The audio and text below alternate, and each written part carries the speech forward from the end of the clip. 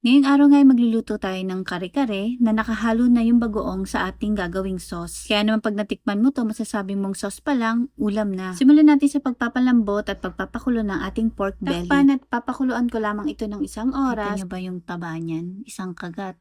Langit agad. Sa same pan kung saan tayo nagprito ng ating talong ay doon na rin natin ilalagay yung ating atswete. Gagawa tayo ng anato oil. Nagpakulo na rin nga pala ako ng tubig dahil magsimula na tayong mag-blanch ng ating vegetables. Tapos pagtapos natin i-blanch, nag-prepare na rin ako dito ng bowl na mayroong iceberg galing Alaska. De joke lang. Kapag naamoy na natin yung aroma ng bawang at sibuyas ay pwede na tayo maglagay ng ating flour. Yung pinagpakuluan ng ating baboy kanina. Mag-add na tayo ng unsweetened peanut butter. Ilagay na rin natin yung bagoong sa mismong sauce ng ating kare-kare. At ayan, luto na yung ating napakasarap na sizzling kare-kare.